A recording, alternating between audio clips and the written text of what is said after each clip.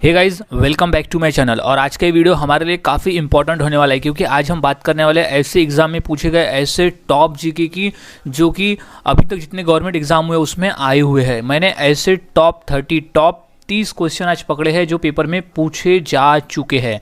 So guys, video के अंत तक बने रहे और सभी जीके को अच्छी तरह से याद में रख ले आंसर्स के साथ में। अगर ये आगे गवर्नमेंट एग्जाम में पूछे जाते हैं तो आप इनका आंसर सही तरीके से दे सको। अगर आप चैनल पर नए होंगे तो इसे सब्सक्राइब करना ना भूले और बेल आइकन को दबा दे, ताकि मैं ऐसे ही जीके आपके लिए लाता रहूं और आपके पेपर की तैयारी में करवाता रहूं। सो शुरुआत करते हैं हम अपने अब इस वीडियो की। गाइज, सभी क्वेश्चन इंपॉर्टेंट है क्योंकि सभी क्वेश्चन पेपर में आए हुए हैं। सो आंसर्स को अच्छी तरह से याद में रखते हुए चलना है। तो सबसे पहला प्रश्न है, क्षेत्रफल के अनुसार विश्व का सबसे बड़ा द्वीप कौन सा है? यह प्रश्न आया हुआ है एसएससी के एग्जाम में। तो इसका जो राइट आंसर हो जाएगा वो है ऑप्शन ए, ग्रीनलैंड। ग्रीनलैंड जो है वो सबसे क्षेत्रफल के अनुसार विश्व का सबसे बड़ा द्वीप है। अब वो द्वीप किसे कहते हैं? जो चारों तरफ से समुद्र यानी चारों तरफ से पानी से घिरा हुआ रहता है, उसे हम द्वीप कहते हैं। तो ग्रीनलैंड जो द्वीप है वो क्षेत्रफल के अनुसार विश्व का सबसे बड़ा द्वीप है। अगला सवाल है, शेक्सपियर ऑफ इंडिया के रूप में किसे जाना जाता है? प्रश्न इंपॉर्टेंट है, ये प्रश्न पूछा जा चुका है रेलवे के एग्जाम में। तो इसका जो सही जवाब हो जाएगा वो है ऑप्शन डी, कालिदास। कालिदास जो है उसे शेक्सपियर ऑफ इंडिया कहा जाता है, कालिदास को। अगला सवाल है, गदर पार्टी का नेता कौन था? प्रश्न आया हुआ है रेलवे के एग्जाम में। तो इसका जो सही जवाब हो जाएगा वो है ऑप्शन बी, लाला हरदयाल। लाला हरदयाल गदर पार्टी के नेता थे। अगला सवाल है, पूना एक्ट किस किस के मध्य हुआ? प्रश्न एसएससी के पेपर में आया हुआ है। तो इसका जो राइट आंसर हो जाएगा वो है ऑप्शन डी, अंबेडकर और गांधी।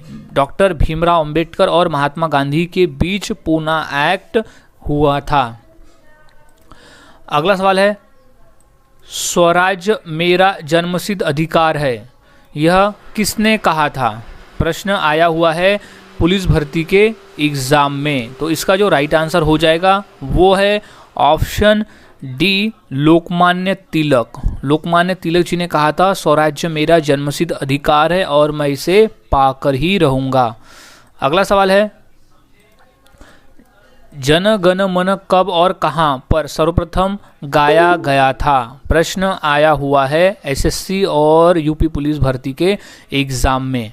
तो इसका जो सही जवाब है वो है ऑप्शन डी, 1911 कलकत्ता में। 1911 कलकत्ता में जन गण मन यानी हमारा राष्ट्रगान गाया गया था पहली बार। अगला सवाल है, भारत का राष्ट्रपति बनने की योग्यता के लिए न्यूनतम आयु क्या है? प्रश्न आया हुआ है एमपीएससी के पेपर में और बिहार जो इसमें हुआ था यूपी पुलिस के एग्जाम में भी ये प्रश्न आया हुआ है। तो इसका जो सही जवाब है वो है ऑप्शन सी, 35 वर्ष। 35 वर्ष। अगर भारत देश में राष्ट्रपति बनना है तो उसके लिए जो न्यूनतम आयु होनी चाहिए वो होनी चाहिए 35 वर्ष। 35 वर्ष हमारे भारत देश में। अगला सवाल है, पंचायती राज की शुरुआत कब से हुई थी? प्रश्न आया हुआ है रेलवे के एग्जाम में। तो इसका जो सही जवाब हो जाएगा वो है ऑप्शन डी, 1959 में। 1959 में पंचायती राज की शुरुआत हुई थी, 1959 में। अगला सवाल है, राष्ट्रपति पद के रिक्त हो जाने पर कितनी अवधि के भीतर उसका फॉर्म भरा जाना आवश्यक है? प्रश्न आया हुआ है एसएससी के एग्जाम में। तो इसका जो सही जवाब हो जाएगा वो है ऑप्शन है 6 माह के भीतर। 6 माह के भीतर। अगर कोई राष्ट्रपति अपने पद से इस्तीफा देता है तो उस पद को 6 माह के भीतर ही भरा जाना आवश्यक है।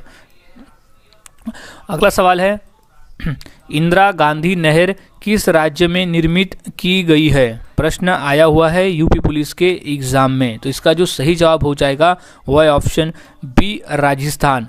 राजस्थान में इंदिरा गांधी नहर स्थित है, राजस्थान राज्य में। अगला सवाल है, क्षेत्रफल की दृष्टि से भारत का सबसे बड़ा राज्य कौन सा है? प्रश्न आया हुआ है यूपी पुलिस के एग्ज़ाम में। तो इसका जो राइट आंसर हो जाएगा वो है ऑप्शन सी राजस्थान। राजस्थान जो है वो क्षेत्रफल की दृष्टि में भारत का सबसे बड़ा राज्य है, और वहीं अगर हम जनसंख्या की दृष्टि से बात करें तो वो आता है उत्तर प्रदेश। अगला सवाल है, लखनऊ किस नदी के किनारे बसा हुआ है? प्रश्न आया हुआ है यूपी पुलिस के एग्ज़ाम में। तो इसका जो राइट आंसर हो जाएगा वो है ऑप्शन डी गोमती नदी। गोमती नदी, लखनऊ जो है वो गोमती नदी के किनारे बसा हुआ है। अगला सवाल, सारे जहां से अच्छा हिंदुस्तान हमारा गाने के रचयिता कौन है? प्रश्न आया हुआ है रेलवे के एग्जाम में, काफ़ी इंपॉर्टेंट प्रश्न है, इसे याद में रख लें। तो इसका जो सही जवाब हो जाएगा वो है ऑप्शन बी इकबाल। इकबाल ने कहा था सारे जहां से अच्छा हिंदुस्तान हमारा। अगला सवाल है, किस राज्य में हीराकुंड बांध स्थित है? प्रश्न रेलवे में 2 बार आया हुआ है, तो मोस्ट इंपॉर्टेंट है, ये क्वेश्चन आगे भी रिपीट हो सकता है। तो इसका जो सही जवाब है वो ऑप्शन बी उड़ीसा। उड़ीसा राज्य में हीराकुंड बांध स्थित है, उड़ीसा राज्य में।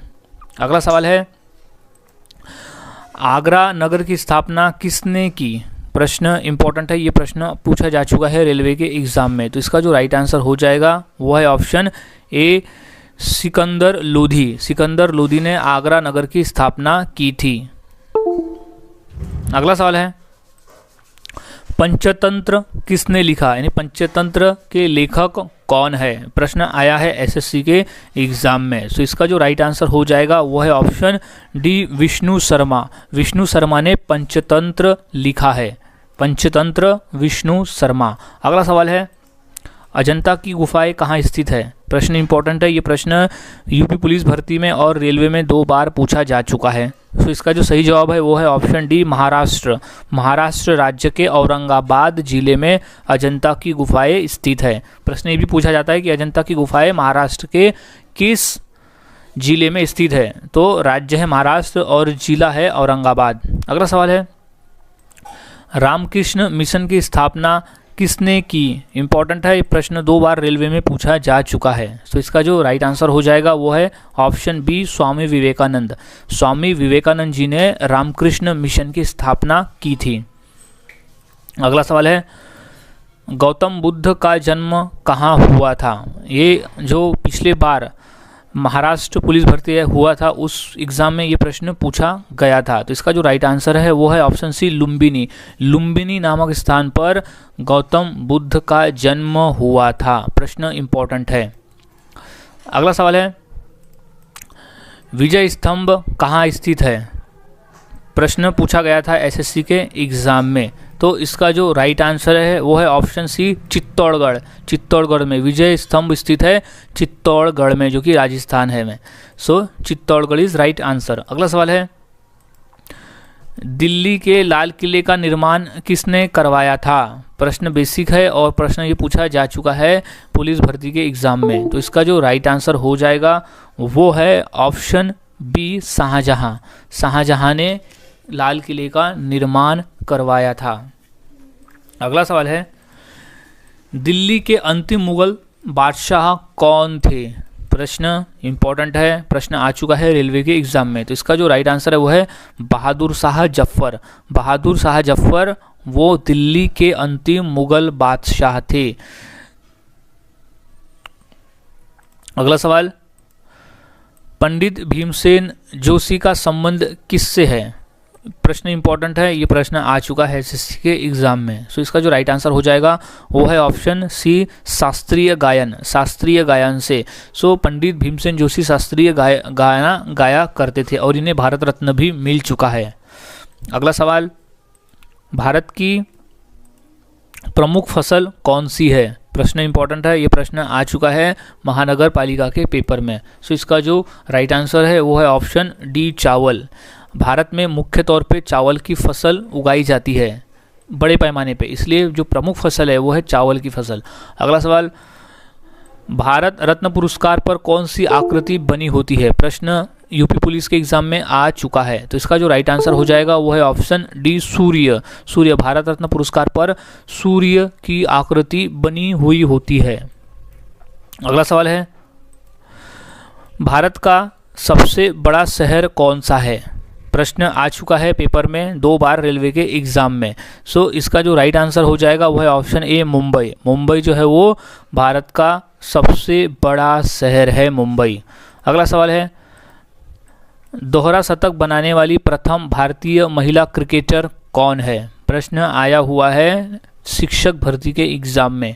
तो इसका जो राइट आंसर है वो है ऑप्शन डी मिथाली राज। मिथाली राज एक ऐसी प्रथम भारतीय महिला है जिसने दोहरा शतक बनाया है।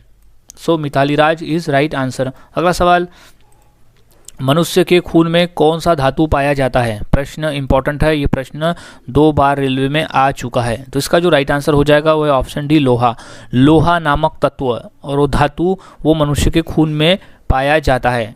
इस वजह से ही खून का रंग जो है वो लाल दिखाई पड़ता है, क्योंकि ये हीमोग्लोबिन का प्रमुख घटक है। अगला सवाल है, भारत के किस शहर को पिंक सिटी के नाम से भी जाना जाता है? प्रश्न आया हुआ है यूपी पुलिस के एग्ज़ाम में। तो इसका राइट आंसर हो जाएगा ये है ऑप्शन डी जयपुर। जयपुर को पिंक सिटी के नाम से भी जाना जाता है, गुलाबी शहर, जो कि राजस्थान में स्थित है। अगला सवाल है, राष्ट्रीय ध्वज तिरंगे के चक्र में कितनी तीलियां होती है?